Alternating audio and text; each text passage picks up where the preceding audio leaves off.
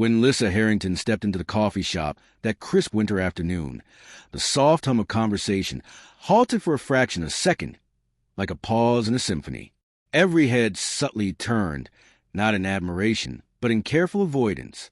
The 20-year-old woman moved slowly, almost as if she were gliding on invisible ice, the weight of every gaze pressing down on her shoulders. Her long, chestnut hair swept over the left side of her face, partially hiding the burn scars that stretched from her forehead down to her chin, but not enough to stop them from being noticed. Whispers floated across the room like smoke. A mother instinctively pulled her child closer. A man's coffee cup paused midway to his lips. Some faces betrayed curiosity, others discomfort, and all carried the same unspoken question.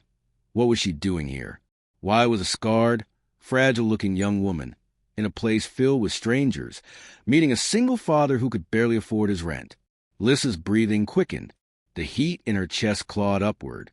Her pulse thundered in her ears, and shame coiled inside her like a living thing. The urge to flee, to disappear back into the shadows she had grown so accustomed to, rose uncontrollably. She turned to leave, to escape the judgment that felt sharper than the winter wind outside. Then Finn Carter rose from his table. He moved deliberately, with the ease of someone who knew exactly who they were and what mattered. Every step he took toward her seemed to slow time around her, even as the world's whispers crescendoed into a muted roar.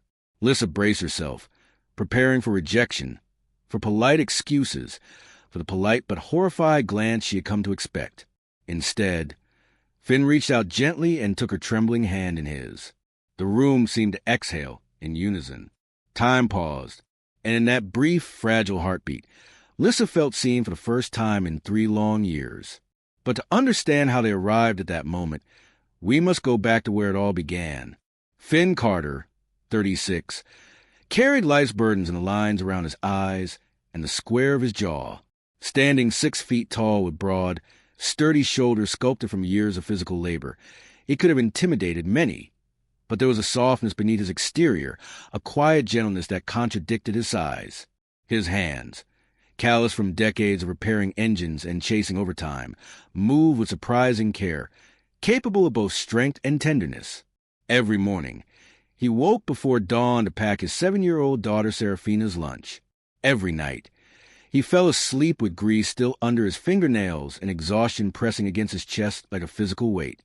His wife had left when Serafina was only 3, unable to bear the persistent financial struggle, the cramped apartment, the broken-down car, the endless balancing act of making every dollar stretch farther than it should.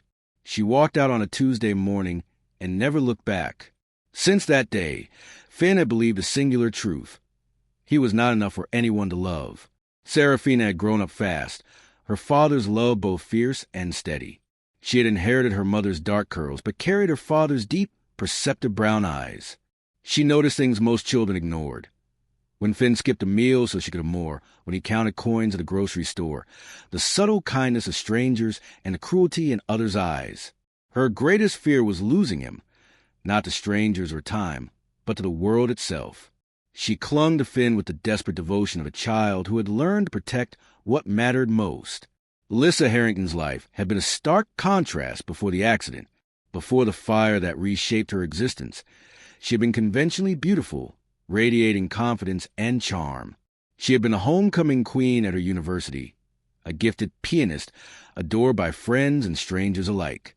Her father, Clinton Harrington, a billionaire with a fortune built on real estate and technology, had provided a life of private schools, gala events, and society's constant attention. Then came the car accident, 3 years prior.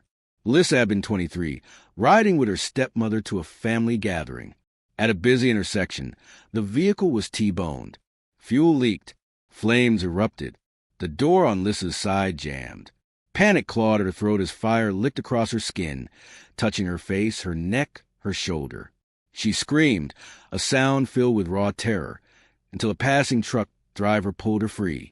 The physical injuries healed slowly over 8 months of burn units and reconstructive surgeries, but the emotional scars ran deeper than the flesh. When Lissa finally faced a reflection, the girl she had known was gone. Her scars, a jagged path from temple to chin, served as a permanent reminder of that terrible moment. Worse than the physical damage was the world's reaction. The stares, the whispered questions, the carefully averted eyes. Friends vanished. Her fiancé ended their engagement over the phone, unable to confront her.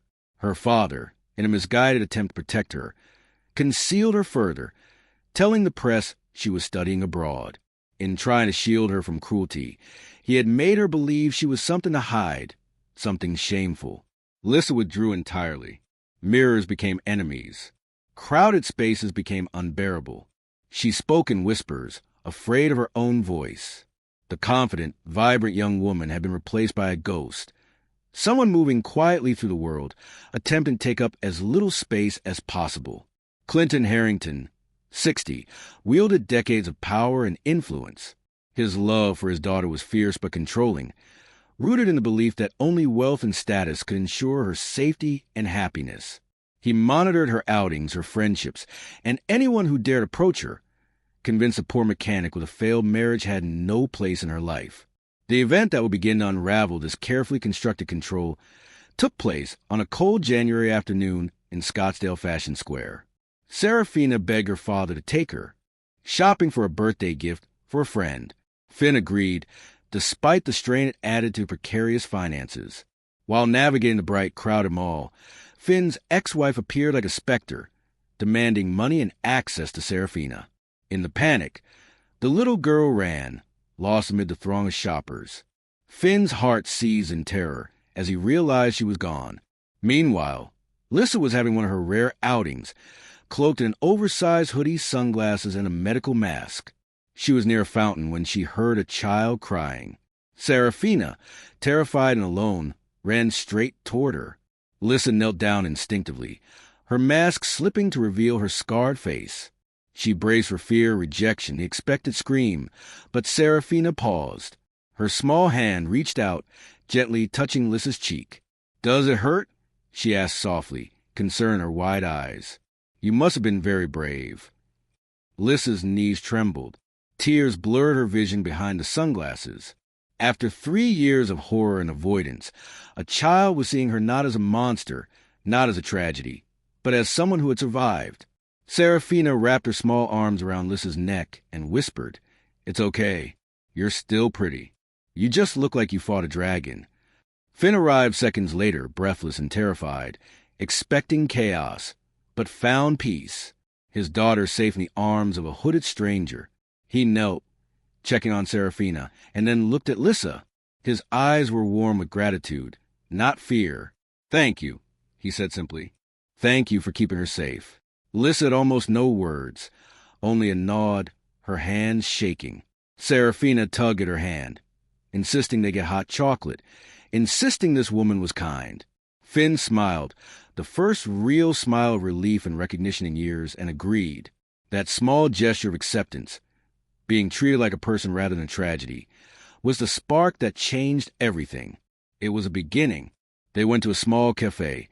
Lissa's heart pounding, his eyes followed her every movement. Finn quietly positioned himself to shield her from prying gazes. Serafina chattered freely, oblivious to judgment. Finn's warm, steady presence gave Lissa courage. She laughed when Serafina spilled hot chocolate, a small, rusty sound that felt like reclaiming a piece of herself. Hours passed in quiet conversation. Finn spoke honestly about struggles and exhaustion, about poverty without shame. Lissa shared her pain, her isolation, her trauma.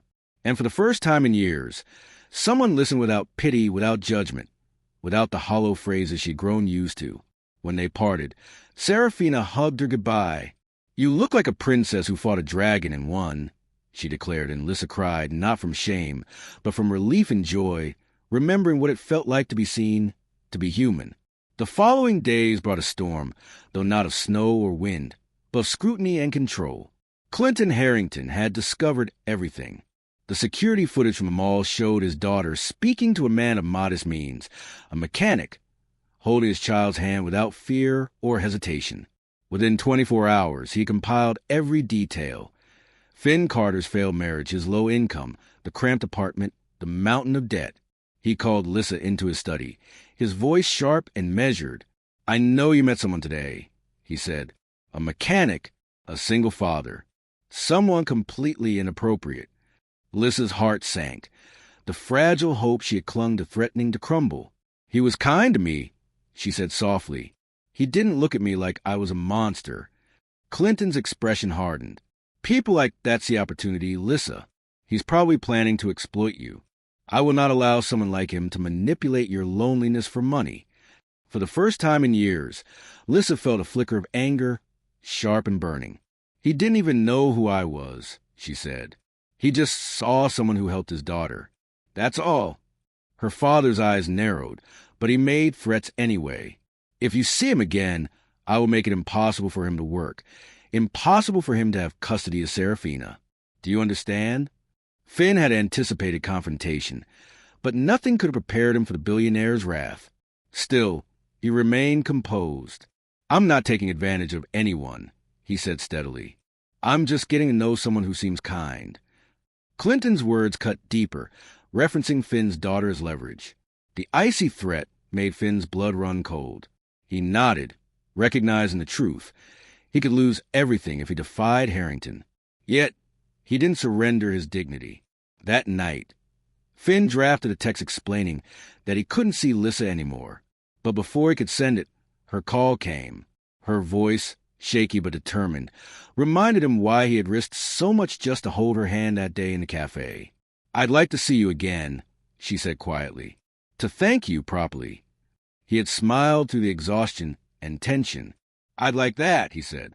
"Serafina hasn't stopped talking about the brave dragon-fighting princess." They arranged to meet again at a small coffee shop, their nerves taut with anticipation. Lissa spent the days before preparing herself for visibility, adjusting to her reflection, carefully selecting clothing that covered her scars while refusing to hide. She rehearsed breathing techniques, whispered to herself affirmations of courage, and fought against every instinct telling her to turn back. The morning of their meeting, the sky was overcast, snow threatening from distant clouds. Lissa sat in her car for 15 minutes, heart hammering. Finally, she forced herself out, each step toward the door a small victory. Inside the coffee shop, eyes immediately fell upon her. Gasps, whispers, avoidance. The familiar shame threatened to swallow her whole. She froze, hand trembling on the door handle, ready to retreat. Then Finn's voice broke through the noise. "Larissa." She turned. There he was, standing at a corner table, Serafina beaming beside him. Finn walked toward her, across the cafe, toward her, and extended his hand. "Not to shake," he said gently. "Just to hold. I'm glad you came." For the first time in 3 years, Lissa felt human. Finn took her hand firmly but tenderly, looking her in the eyes, not at her scars. Serafina insisted they sit by the window, and the cafe seemed to vanish around them. Finn pulled out her chair. Serafina began chatting happily, oblivious of the whispers, while Finn shielded Lissa with casual, protective movements. Every gesture, every smile from him, reminded her that she wasn't a spectacle. She was a person, deserving of warmth and care. He noticed the sweat tracing down her scarred face and, without thought, gently wiped it away with a napkin, a tender, natural gesture. Lissa felt something inside crack open. She could be touched, acknowledged, treated as ordinary without judgment. They talked for hours. Finn shared his struggles honestly. 2 jobs, financial strain, exhaustion. But he framed them not as shameful, only as reality. Lissa opened up about her trauma, her isolation, the guilt she had carried for years. And he listened, not with hollow platitudes, but with recognition and understanding. "Sounds incredibly lonely," he said simply. And that acknowledgement, free from pity or fear, healed something fundamental in her. But peace was fragile. Within hours, paparazzi had caught wind of Lissa visiting Finn's modest apartment during a winter rainstorm. Photos hit the internet like wildfire. Billionaire's scarred daughter in secret romance with struggling mechanic. Comments were vicious. Finn a gold digger? Lissa desperate? At first, the fear threatened to undo her. She wanted to hide. But watching Finn confront the media with quiet dignity changed her. One statement, simple and firm. Lissa Harrington is a kind, intelligent woman who deserves privacy and respect. What we have is between us, not the public. No apologies, no excuses, just integrity. Emboldened, Lissa agreed to an interview on her terms. She told her story truthfully. The accident, the isolation, the struggle, the journey toward reclaiming her life. She didn't mask her scars or her pain. She claimed them. She owned them. Finn moved closer during the interview, holding her hand the same way he had in the cafe months ago. "You don't have to prove anything to me," he said softly. "You don't owe me for being decent. I won't keep seeing you," Lissa whispered, "because you think basic decency is just what people deserve. You reminded me I'm not unlovable." Days later, the final confrontation with Clinton Harrington unfolded. Not with threats, but with reluctant understanding. Seeing Finn care for Lissa, seeing her genuinely happy and safe, softened the billionaire's heart. "My daughter loves you," Clinton admitted, finally. Finn met his eyes. "I'm not sure about love yet, but I care deeply for her. She's one of the bravest people I know." Clinton extended his hand. "I won't stand in your way anymore. But this isn't easy, and I will always worry. Don't disappoint her." Serafina, watching from nearby, called Lissa Mom for first time, snapping a selfie in joy, her laughter bright and innocent. The scars on Lissa's face didn't matter. The love and acceptance in that moment erased the years of shame. Months passed. Finn, Lissa, and Serafina built a life together, grounded in respect, trust, and unshakable care. Lissa returned to therapy, not to hide, but to reclaim herself. She taught Serafina piano, read stories, laughed freely again.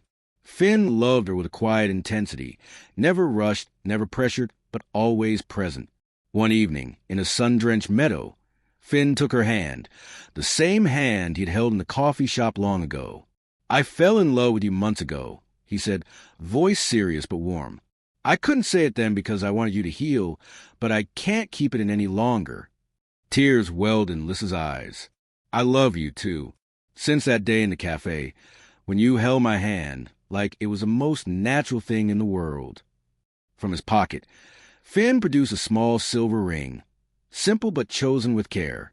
"I'm not asking you to marry me yet," he said, "but I want you to know I'm serious about us, about building a life together, if you want that." Lissa slipped the ring onto her finger, shaking but resolute. "I want that," she said. "All of it." They kissed in the meadow while Serafina picked flowers nearby. The sun began to set, painting the desert sky in gold and rose hues.